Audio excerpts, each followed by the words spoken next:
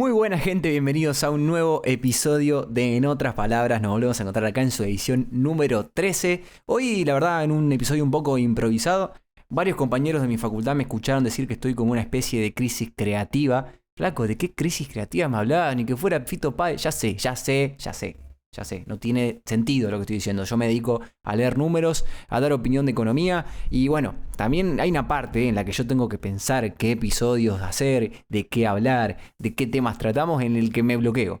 Y bueno, justamente estaba en esa, ¿no? Estaba en la economía, viste, a lo mejor el análisis del día a día, lo que está pasando. Sé que ahora están viendo que seguramente si estuvieron un poco viendo las noticias, vieron que el gobierno va a empezar a intervenir en el mercado de cambios, que el Tesoro va a empezar a comprar dólares dentro de la banda. Seguramente vieron que el Merval está cayendo un montón. Para eso la tendríamos a Flor. Creo que Flor está de vacaciones. Ni siquiera la podría contactar para eso. Pero porque tampoco realmente no quería hacer ningún análisis económico. Así que bueno, la dejamos tranquila a Flor que disfrute su viaje. Flor, si estás escuchando esto, te mando un abrazo.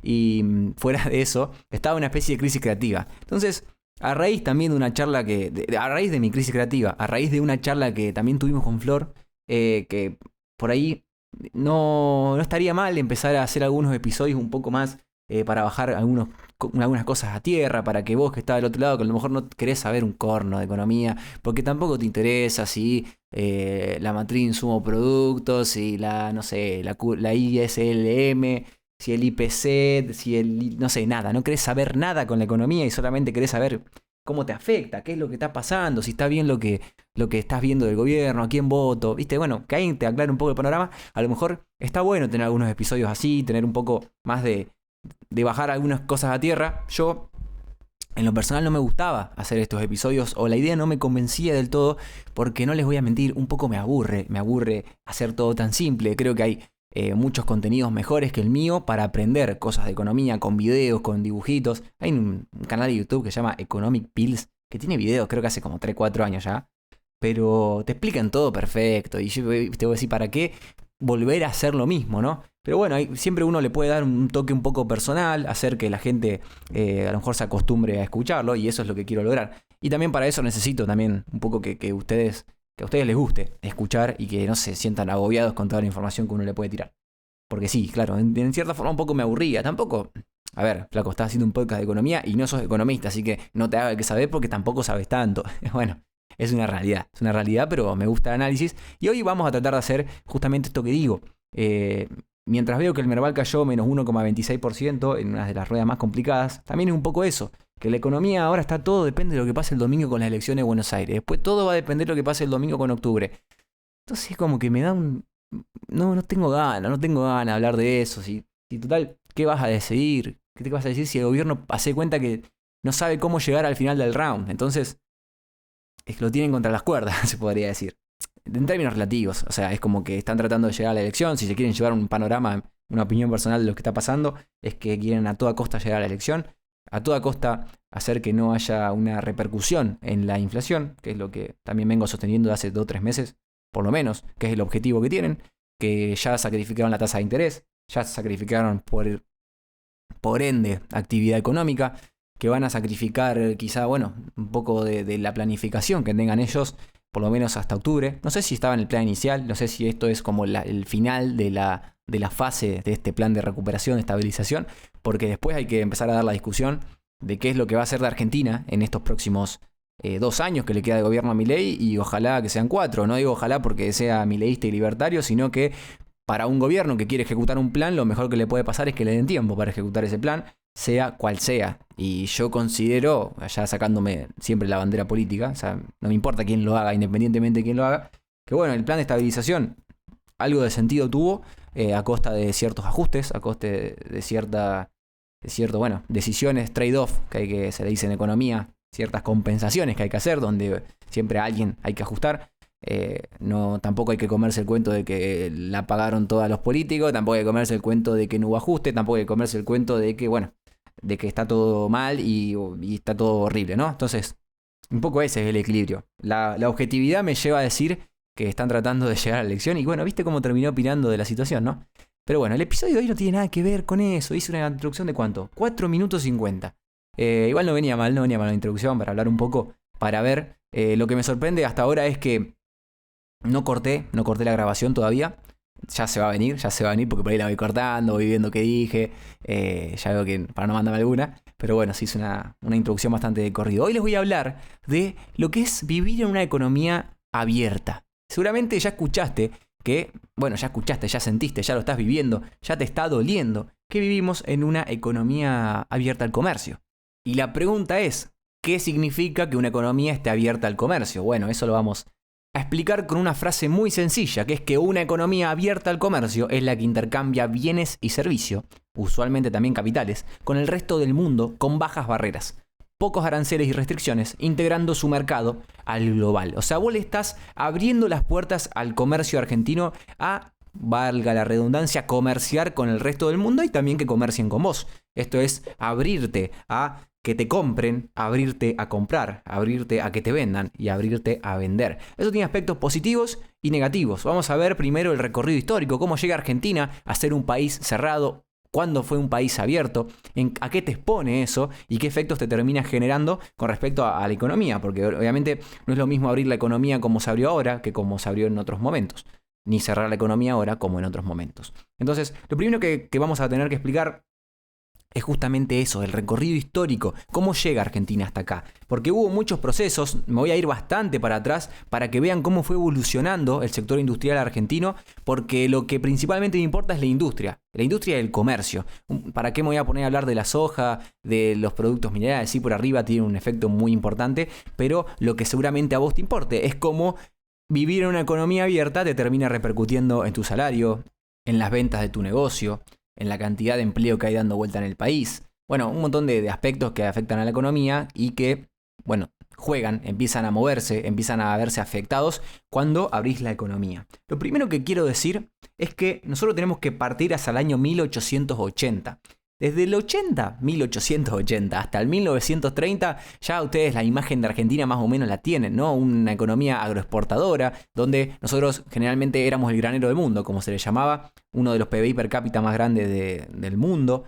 Eso es un poco mentiroso, porque te hablan de que era la tercera economía más grande del mundo, y lo único que daba bien era el PBI per cápita. Entonces, si bien Argentina estaba muy bien económicamente en esos momentos, hay otros factores que te hablan de la tercera economía más grande del mundo, no solamente el PIB per cápita. Pero bueno, la realidad era que se comerciaba mucho con el exterior, vendíamos cualquier cantidad porque teníamos la pampa húmeda que se encargaba de producir una gran cantidad de granos para todo el mundo, ¿no? Entonces, las primeras ramas industriales que se despliegan de este modelo agroexportador, porque como podrán ver es un modelo agroexportador, no es un modelo industrial, sí empiezan a aparecer ciertas ramas industriales que ayudan, sirven de apoyo para implementar estas ramas, ¿no? Este modelo agroexportador.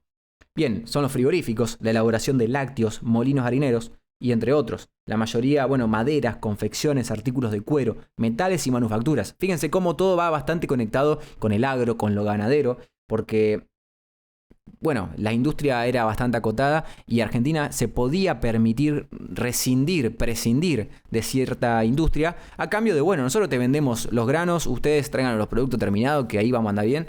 Y como la población tampoco era tan grande y las extensiones de tierra argentina eran muy amplias, diferente en Santa Fe, diferente en Buenos Aires. Por ejemplo, en la provincia de Buenos Aires había muchos latifundios, grandes extensiones de tierra para pocas personas, y en Santa Fe lo dividieron un poquito mejor. Entonces, había gente con parcelas de tierra, con hectáreas bajo su propiedad, exportaban, había bastante buen nivel de vida para ese sector, ¿no? Entonces, lo principal era esto, que había una industria, los frigoríficos jugaban bastante fuerte, principalmente, pero eran ellos más que nada, y el modelo argentino se limita ahí, a apoyar al modelo agroexportador. Sí vemos algo también de los ferrocarriles, de la construcción, a lo mejor la gente que no podría encontrar trabajo en el campo, en lo agro, en el sector fuerte de la Argentina, se empezaban a desempeñar en otros sectores como la construcción, la imprenta y los editoriales. Argentina también en esa época se vuelve lo que algunos llaman el faro de Hispanoamérica en ámbitos literarios. O sea, era un sector también que pujaba bastante. Las obras literarias son cosas menos tangibles, pero que al final del día colaboraban para ser un país que tenía movimiento, que tenía actividad económica. Hasta este momento entonces la industria no estaba bastante desarrollada y Argentina funcionaba de una forma en la que vendíamos los productos primarios, que eran, en ese momento los cereales, no estaba la soja todavía, estamos hablando de trigo, de maíz, supongo yo, no de soja, pero vendíamos mucho al exterior, con eso conseguíamos dólares y con esos dólares comprábamos, importábamos cosas de afuera, productos de primera necesidad, productos de que claramente no había industria argentina para fabricarlos, entonces funcionamos más o menos así, hasta 1930, porque en 1930 digamos como que el mundo se moderniza un poco, Argentina empieza a crecer en población, entonces como cada vez teníamos más población y el ser el granero del mundo iba a ser complicado si cada vez más parte del mundo estaba en Argentina, bueno, se empezó a achicar esa capacidad exportable que tenía. Y si se te achica esa capacidad exportable que vos tenés, cada vez va a ser menos la cantidad de cosas que pueda traer de afuera porque vas a tener menos dólares sobrantes, por así decirlo. En ese momento, bueno, estaba el patrón oro, no se podría, la divisa, por así decirlo, no variaba demasiado. Argentina lo abandona, vuelve, pero no nos vamos a meter todavía tan profundo ahí. Y ahora llegamos a 1930. ¿Y qué año para estar vivo, muchachos? La Gran Depresión, veníamos de la Primera Guerra Mundial, en camino hacia la Segunda Guerra Mundial. Y entre estos periodos, 1930, 1945, Argentina empieza lo que se llama el proceso de sustitución de importaciones, pero como un fenómeno no buscado, como un fenómeno como diciendo no me queda otra. ¿Por qué? Porque con la guerra, con la Gran Depresión, muchos países se empezaron a proteger a sí mismos, ¿no? A comerciar menos con el exterior, a tratar de fomentarse internamente, porque estaba caído cualquier intento de comercio internacional. A ver, imagínate comerciar internacionalmente en un mundo en guerra. Imposible, ni hablar de la Gran Depresión que se llevó puesto a un montón de países, de planes económicos, etcétera, etcétera. Entonces, bueno, estábamos en ese contexto y Argentina tiene que empezar a hacer lo propio, ¿no? Y empiezan a tratar de modificar la industria argentina en ese sentido, empezar a fabricar localmente lo que antes se importaba, algo que era bastante, bueno, normal importar, empezamos a tener que fabricarlo internamente.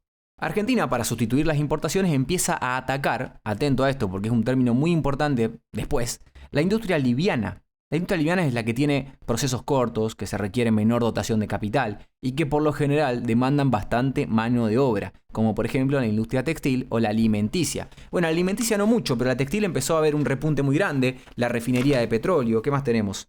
Los vehículos y maquinarias eléctricas, metales, manufacturas y productos de caucho. Bueno, todos estos sectores empezaron a ver un aumento bastante drástico. Sí, lo alimenticio también, pero lo alimenticio creo que tuvo unos timings diferentes, pero que se abarcan en el mismo periodo. O sea, quizá demoró un poquito más de repuntar, pero termina repuntando el alimenticio también.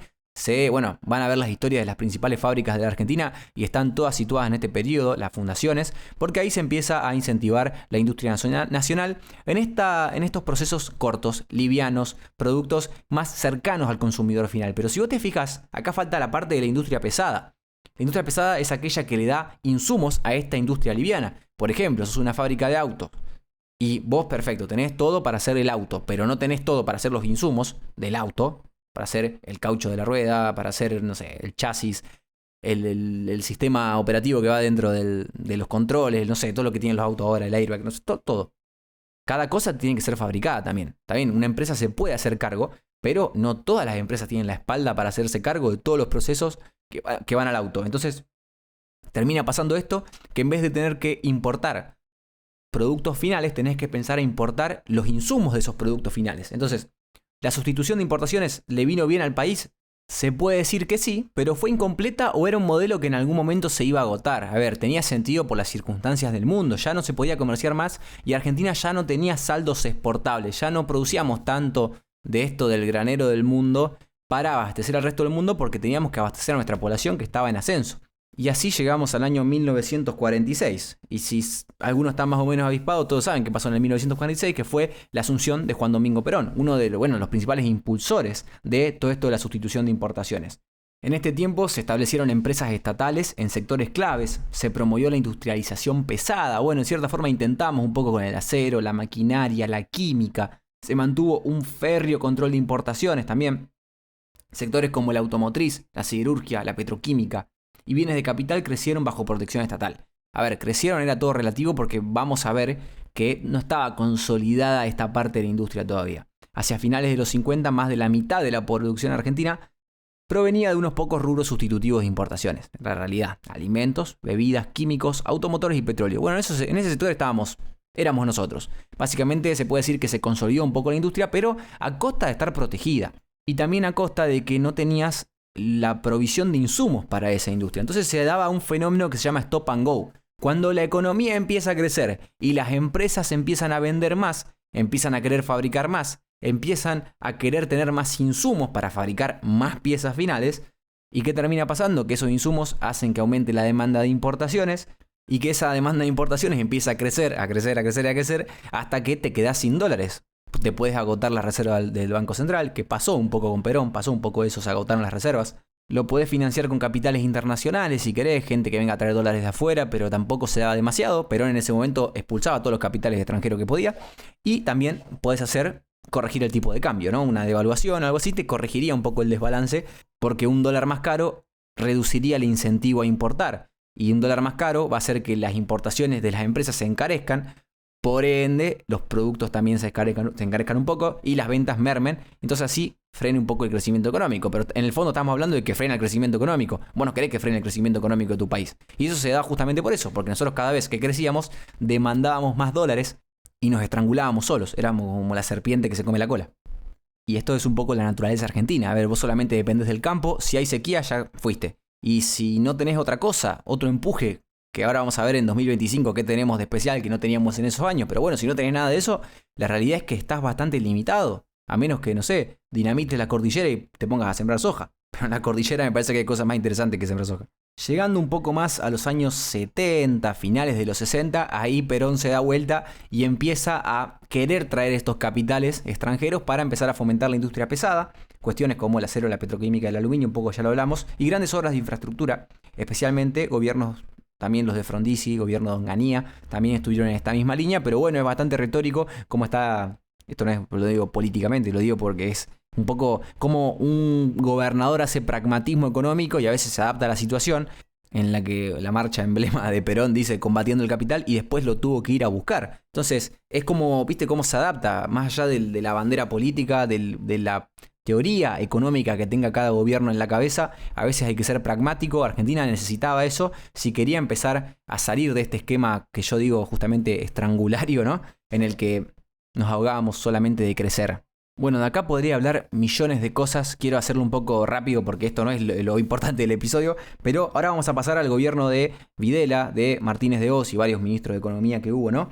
Donde se intenta abrir un poco la economía, ¿no? Acá ya estamos pasando a otro esquema distinto. Ahora estamos abriendo la economía. Se reducen aranceles y disminuye la dispersión, por así decirlo. Permite un movimiento internacional de capitales y libera la tasa de interés, que en ese momento estaba negativa, si mal no recuerdo. O sea, una tasa de interés que te pagaba por debajo de la inflación. Esto lo que termina haciendo es, bueno, tratando de incentivar un poco la economía desde la tasa de interés, pero es bastante poco real y el sistema bancario sufre bastante en este sentido. Así que bueno, vamos a ponernos en las diferentes situaciones que tuvieron las empresas argentinas en aquel momento. Imagínense, dictadura. Todo lo que hablamos en el episodio pasado de Malvinas está todo bastante conectado con esta parte de la historia.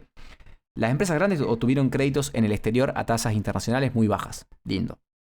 Las pymes tuvieron que financiarse en el mercado local con tasas muy altas. No tan lindo. Y las chicas desaparecieron porque no tenían recursos para hacer el cambio tecnológico. O sea, las empresas chicas básicamente desaparecen porque, bueno, abrirte a la economía en malas condiciones te trae este problema. Así que bueno, las ramas beneficiadas fueron las que tenían diversificada su producción, esta de química, celulosa, petróleo, aceites, con grandes grupos económicos que se benefician luego de la gran crisis del 82, con los seguros de cambio. Acá ya me meto en el ámbito financiero, pero bueno, hay ramas que salen ganadoras, ramas que salen perdedoras, como todo en cada vez que hablemos de abrir una economía. Me voy a saltear una parte de la historia, vamos a los 90, ahora en los 90 también, apertura económica, el 1 a 1. El 1 a 1 te generó que Argentina esté muy cara en dólares, barata para nosotros consumir en el exterior. Tenemos un dólar que estaba muy bajo y que con el paso del tiempo iba a ser lo que termine detonando el 1 a 1, lo que termine, bueno, rompiendo el esquema, porque Argentina queda muy cara, Brasil devalúa, entonces eso hace un aspecto muy importante. Vos tenías una economía abierta y un dólar barato para los argentinos, hacía que, bueno, consumamos mucho del exterior, que se importe mucha cantidad de productos, y eso también pase lo mismo de los dólares. Que crezca tanto la demanda de productos importados que te quedes sin dólares y que no tengas de dónde financiarlo. Bueno, Argentina también al final de la convertibilidad está tratando de rajuñar una deuda, no la logra. Muchos capitales se van y eso termina haciendo que el país se vacíe de dólares. Y si vos querés mantener un 1 a 1 y te están vaciando de dólares, esos pesos, ¿con qué los respaldás? El 1 a 1. Y por eso tuvieron que devaluar. Una especificación asimétrica, como se llamó, ¿no? Y mucha gente salió muy perjudicada de eso con el corralito y todo el quilombo que hubo, ¿no? Pero lo importante es cómo juega esto. La economía abierta te empieza a afectar el tipo de cambio. Fíjense los paralelismos con la actualidad, donde tenés un tipo de cambio que flota, che, que empieza a subir el dólar, que la gente se va mucho de vacaciones afuera, que está el famoso dicho también. Después de 3 años de vacaciones afuera, vienen 10 de vacaciones en Mar del Plata, porque es un poco así, un poco como se agota el esquema argentino, porque empiezan a salir dólares y no tenemos contrapartida que entren. Esta apertura económica hizo que, bueno, las empresas se vean obligadas a competir, se bajaron los aranceles a las importaciones para eliminar el margen de protección excedente, Cavallo obliga a la capitalización y actualización tecnológica, ingresan capitales extranjeros que adquieren las empresas, produciéndose una gran concentración industrial. Fíjense cómo se empiezan a crear empresas muy grandes, casi, bueno, cuasi monopólicas, oligopólicas, o de gran tamaño que a lo mejor desplazaron a muchas pymes, porque las pymes no sobrevivían en este ambiente competitivo tan cruel, tan feroz como era abrir la economía. Y también aumenta la producción con una tasa muy baja de crecimiento, o sea, estábamos ahí medio flotando, disminuye la ocupación de mano de obra y aumenta la productividad de la industria. Esto es muy importante, porque vos cuando abrís una economía, te haces de tecnología de punta que viene del exterior, porque permitís esa importación de bienes de capitales, pero al mismo tiempo, si bien ganás productividad porque tu tecnología es mejor, empezás a echar empleados. Tiene toda la lógica del mundo por una cuestión de que los números a vos como empresa tienen que cerrar y si puedes hacer algo más barato porque vas a seguir trabajando con gente. Bueno, esa es una discusión que hay que darla. Después vamos a ver qué es mejor, cómo se relocaliza el empleo, pero esto es un aspecto muy importante, es un efecto que siempre suele pasar. Vos cuando protegés mucho una industria, un sector, y después lo abrís, bueno, las empresas más grandes, más fuertes, se van a consolidar, van a comprar tecnología de punta. Antes no la compraban, no porque no quieran, sino porque con poco les alcanzaba. Total, ponían el precio que querían, estaban protegidos. Tenés todo el mercado de Argentina para vos y no hay tanto incentivo a mejorar tecnológicamente. Pero cuando te abrís y cuando tenés que competir con productos que vienen de afuera, bueno, te obligás a mejorar tecnológicamente en materia de procesos, en materia de eficientizar costos, y eso te lleva a vos como empresa grande o chica a tener que tomar decisiones de emplear gente improductiva, de achicar tu planilla para aprovecharla de una forma mejor, y tiene un poco el efecto ese. Generalmente una apertura económica para las grandes empresas tiene ese efecto. Rapidito me voy moviendo la parte del 2012 al 2010. ¿Qué les voy a decir de esa época, muchachos? La década ganada, le dicen algunos. Bueno, acá la realidad te puede gustar más o menos quien gobernaba en ese momento, pero la posta es que Argentina estaba favorecida por precios internacionales. O sea, Argentina le cerraban los números por todos lados. ¿Por qué? Porque ganaba mucha guita vendiendo soja, muchachos. Por favor, el precio de la soja en récords, precio de los commodities en general en récords, principalmente por la aparición de China en el mercado internacional. Ahí China se abre y si algo consumen los chinos, muchachos, es aceite de soja, y también de la mano de eso se empiezan a desarrollar industria también en Argentina, porque a vos podías vender cualquier cantidad de soja afuera a precios irrisorios, nos sobraba la guita y bueno, después se tomaron las decisiones que se tomaron, se pudiera haber aprovechado mejor, peor, pero hay un desarrollo de la industria, hay desarrollo de industria de mano intensiva, un poco más de esto de la liviana, también porque empiezan a Argentina, si uno se pone a pensar, lo que más se exporta no es soja como grano de soja, es productos derivados de soja. Entonces tiene una parte de industria ahí muy grande que se empezó a incentivar y todo lo que vengan de estos derivados. El gobierno también recaudaba mucha plata vía retenciones a la soja. También se armó el quilombo en el 2008, 2000, bueno, no me acuerdo, de la 125. 2008, 2009, ¿cuándo fue? 2008, no importa. No me acuerdo bien, pero bueno, en la 125 querían aumentar todavía más las retenciones. Entonces, bueno, el gobierno que tenía la billetera suelta porque recaudaba mucho de retenciones, vendíamos mucho al exterior por precios altamente beneficiosos, como resultado hay un año de crecimiento ahí. La realidad es que Argentina creció mucho porque tuvimos viento a favor también. Quizá no voy a hacer juicio de las políticas que se tomaron, la verdad no me interesa, la objetividad dice que crecimos, así que vamos a quedarnos con eso. Entonces Argentina también entra en un proceso de sustitución de importaciones. No estábamos totalmente abiertos, sí para vender, no para comprar. Entonces, bueno, muchos sectores se vieron beneficiados. En la práctica, varios sectores gozaron de protección extra arancelaria. Ojo, el textil indumentaria, la electrónica de consumo, favoreciendo a Tierra de Fuego, por ejemplo. Línea blanca, juguetes, entre otros. Hubo políticas sectoriales activas también, por ejemplo, acuerdos automotrices en el Mercosur para equilibrar el comercio de autos con Brasil, subsidios a la producción de electrodomésticos y computadoras. Como viste esto que el gobierno compró un montón de computadoras. Bueno, ¿quién fabricaba esas computadoras? ¿Quién las ensamblaba? Oh, Don Tierra del Fuego. Compras gubernamentales de productos locales.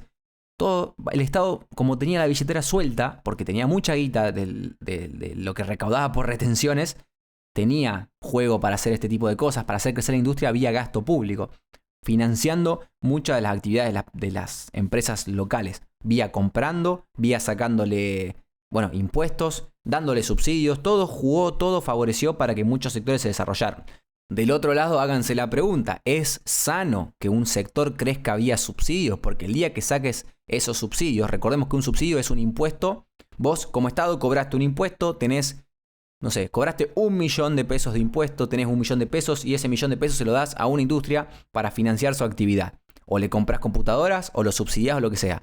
Ahora, el día que no puedas recaudar esos millones o quieras usar ese millón para otra cosa, porque es un país y ese millón es de todo el pueblo argentino, ¿qué va a pasar con esa industria? O sea, vos estás protegiendo un sector en particular. Y siempre, viste, en Argentina estamos dados para esas cosas, ¿no? Que se abren los casos de corrupción, se abren muchas ventanas a partir de que el gobierno tenga la potestad de hacer crecer un sector, una industria o una empresa. Entonces, bueno, eso es lo que se discute mucho de esa época. Pero bueno, la objetividad es que crecieron muchas ramas de la economía gracias a estas acciones del gobierno argentino. Hay un tiempo muerto ahí entre 2010 y 2015 donde se ven un poco los rezagos de esta política. Me lo voy a saltear y vamos a pasar directamente al gobierno de Macri, donde hubo un cambio de rumbo importante, fue bastante significativo. 2010-2015 fue un poco la continuación, intento de continuación de lo que fue el periodo anterior. Macri, bueno, adoptó un enfoque más orientado al mercado, eso es verdad, y la reinserción internacional. Su gobierno eliminó inmediatamente el cepo cambiario, dejó flotar el peso. Decisión bastante discutida, se podría decir. También redujo significativamente las retenciones. Eliminó retenciones al maíz, al trigo, la carne, la minería. Bajó la soja de 35 a 30%. No te vayas a querer jugar mucho, ¿no? Pero bueno, después se hizo un cronograma para seguir reduciéndolas. Sé que hubo con Macri retenciones cero en algún momento. Se quitaron muchas trabas a las importaciones. Se buscó atraer inversión extranjera con un discurso muy conocido por todos los argentinos que era lluvia de inversiones. Y Argentina volvió a los mercados financieros internacionales y con su producto estelar, la estrellita, la cereza del pastel, como dirían las películas yanquis traducidas a un español bastante dudoso, el préstamo del FMI con toda la guita que nos prestaron.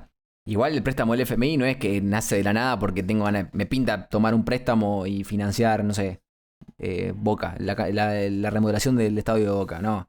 Esto fue porque en 2016 hubo una recesión bastante importante, en parte por el ajuste fiscal inicial. Macri no fue un gobierno que impulse la reducción del gasto público, principalmente porque estaba, el partido de Macri era una coalición enorme de diferentes posturas políticas, gente de izquierda, un poco más de derecha, de centro, que tampoco se pudieron poner de acuerdo, y era un programa que tuvo una corrección de precios relativos muy fuerte. Un precio relativo es cuánto sale ciertas cosas con respecto a otra cosa. Por ejemplo, no podés pagar un pasaje de colectivo igual que un kilo de helado, como tampoco podés pagar un pasaje de colectivo igual que un caramelo. Bueno, esos precios relativos se tienen que acomodar. Por poner un ejemplo, es lo primero que se me ocurrió. Pero bueno, también tuvo este proceso. El ajuste fiscal fue bastante fuerte. Eso contractuvo la economía bastante. ¿Contractuvo? Estoy inventando palabras. Puede ser. ¿Qué subió? Bueno, tras la devaluación hubo un gran problema. Quita de subsidios también, tarifas. Entonces, muchos ajustes para muchos sectores de la economía, más que nada los consumidores. Imagínense que veníamos de 15 años de bastante, soltura económica, un estado bastante laxo, permisivo, otorgador, si se le quiere llamar, no despectivamente, lo digo como una característica.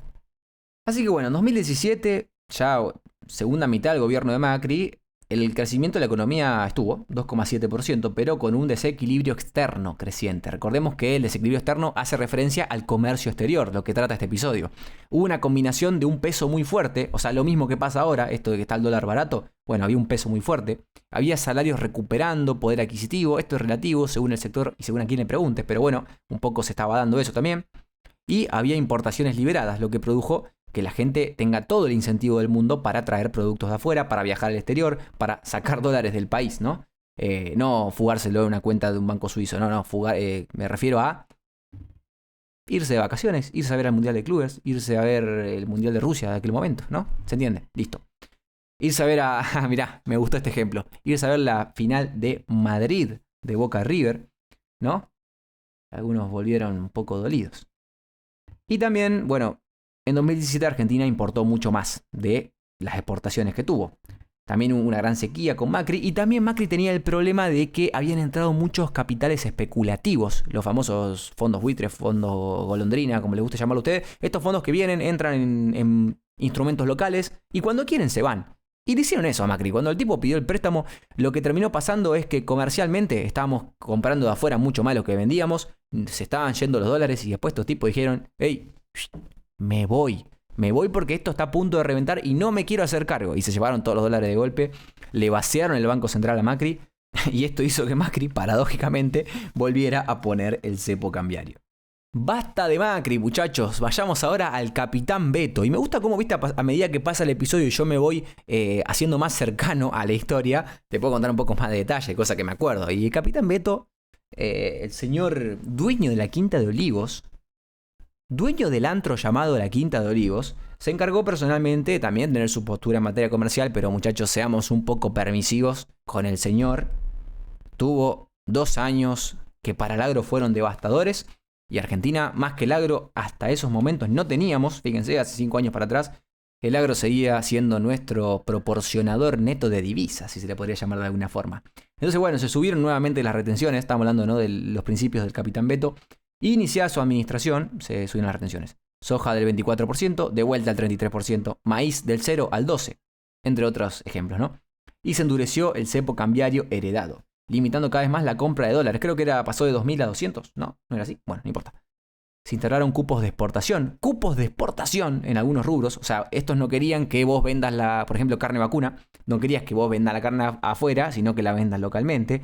Por ejemplo, para controlar precios internos. Porque, por ejemplo, los precios se dan mucho de la oferta y la demanda. Y lo que pasó en ese momento con el comercio internacional de Argentina era que vos ponés cupos a la exportación para que te quede gran cantidad para vender localmente. Y como te queda una relativa gran cantidad para vender localmente, el precio no se va a ir a las nubes. Porque si vamos a suponer que todo lo frigorífico de la Argentina lo manejo yo. Bueno, los feedlot, los mataderos, lo que sea. Los manejo yo. Y quiero vender toda mi producción, todas mis, ¿cómo se llama? Mis cabezas. ¿No? No tengo ni idea. Me hago el que sé, no tengo ni idea, no importa. Bueno, toda mi producción de ganado la quiero vender afuera. Y no dejo nada para adentro. Bueno, el precio de la carne interno de Argentina se va a disparar por las nubes porque no vamos a estar peleando todo para comer un choripán. Bueno, esa es la realidad. Entonces, pasó eso, le pusieron cupo a las exportaciones, una economía argentina muy cerrada, intentando fomentar el consumo interno.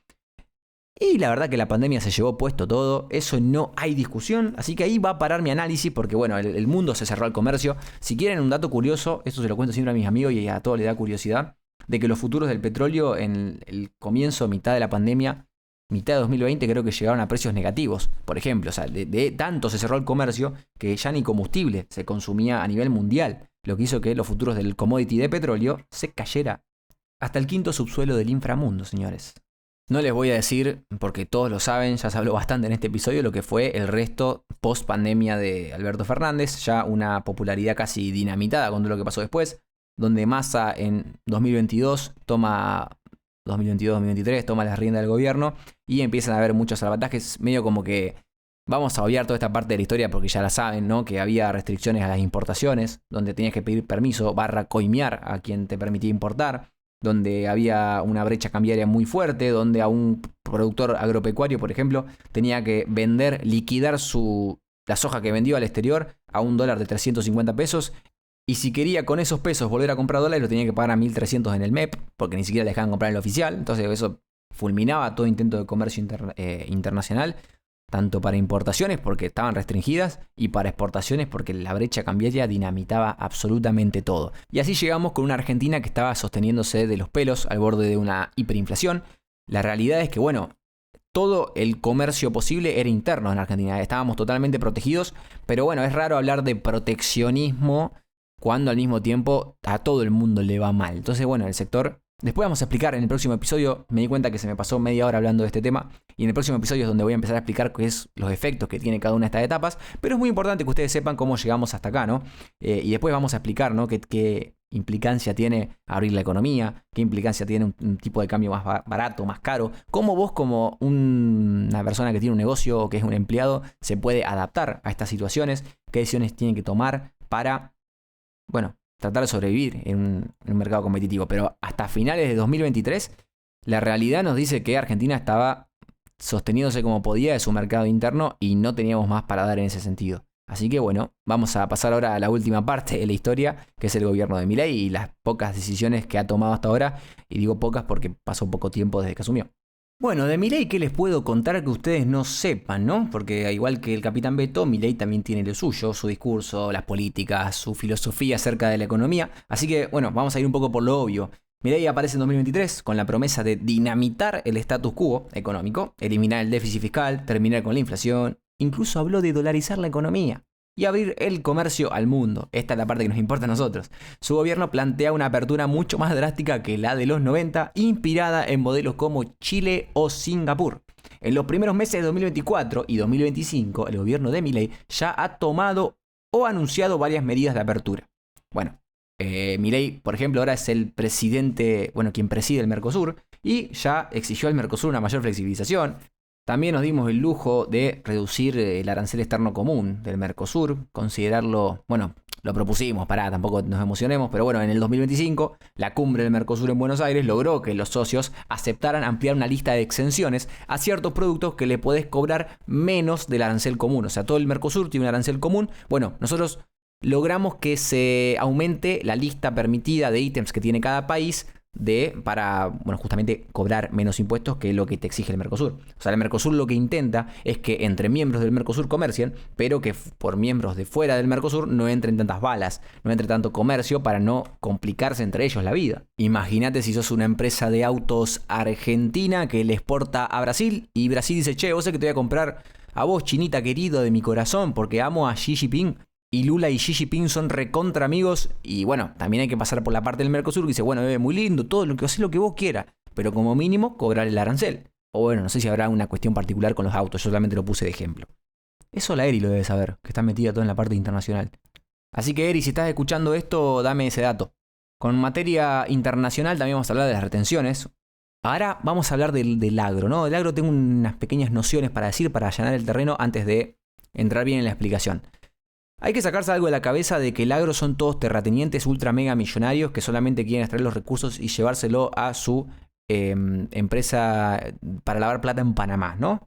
La realidad es que el agro argentino está bastante atomizado, hay muchas familias que trabajan en el agro y lo que se estaba dando en este año en particular era que los números estaban bastante acotados. Creo que ya lo dije en algún momento, en algún episodio lo he dicho, pero vos te encontrás con tres cosas horribles.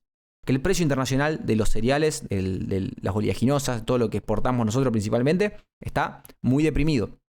Después tenés un tipo de cambio argentino que es muy poco competitivo. O sea, vos para vender en dólares estás muy caro, porque el dólar está barato.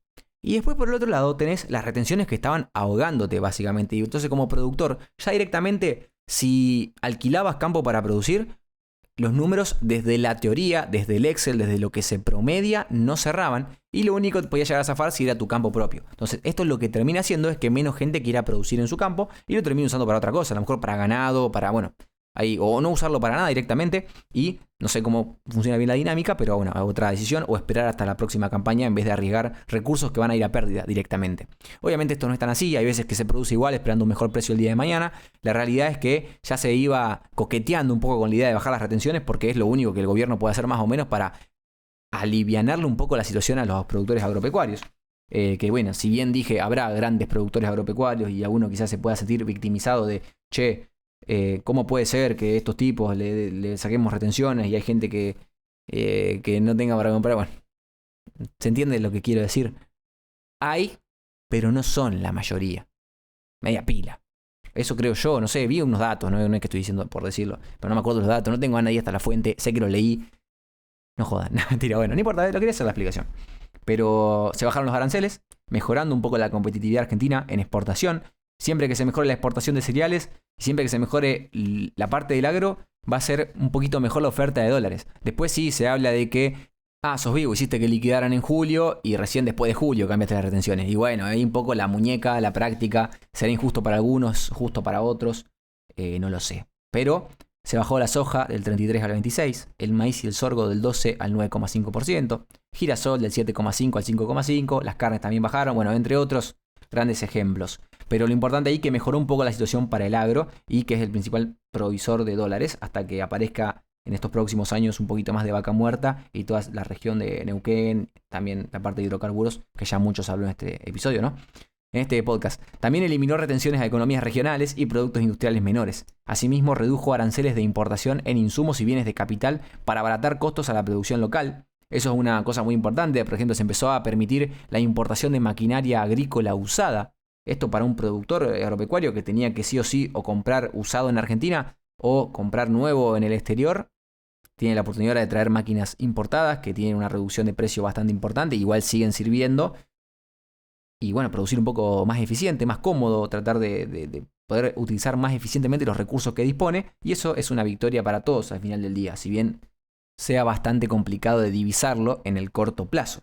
Así que bueno, estamos en esa situación. O sea, Argentina está abierta al comercio, tenemos esta pata de las exportaciones del agro, tenemos la parte de vaca muerta, la parte de lo que ya nombré. Y en materia de importaciones ya está empezando a haber datos que entre comillas preocupan al sector local. Y yo para eso voy a dedicar un episodio próximo a este. No sé si lo voy a grabar continuo, si lo voy a esperar. No sé cuándo lo van a ver, pero ya llevo grabados 40 minutos, los cuales se me hace bastante largo para vos, para mí. Me canso, se me seca la garganta, empiezo a toser. Bueno, no importa. Lo importante es que te agradezco mucho por haber estado del otro lado escuchando. Yo sé que este canal es relativamente chico. Estoy investigando las formas de hacerlo crecer un poco, pero bueno, por ahora somos pocos y el hecho de que haya llegado hasta acá al final a mí me emociona mucho, así que si llegaste hasta el final, hacémelo saber, contestame el podcast con la situación en la que está tu negocio si querés, con alguna inquietud que tengan con respecto a esto de la apertura de importaciones, si va a dinamitar la industria local, si va a ser positivo, si va a ser negativo. Seguramente muchas de esas respuestas estén en el episodio pasado, pero en el episodio que viene, pero a mí me da la tranquilidad, la certeza de que hay alguien del otro lado que escuchó el podcast hasta el final, que se entretiene, que le gusta informarse y que bueno, que al final del día está contento con lo que están escuchando, ¿no? Bueno, contento es relativo, ¿no? Porque la economía no pone contento a todo el mundo, pero que están dispuestos a fumarse 40 minutos de economía y eso me fascina, así que nada, nos vemos en el próximo episodio de En otras palabras. No sé, chau.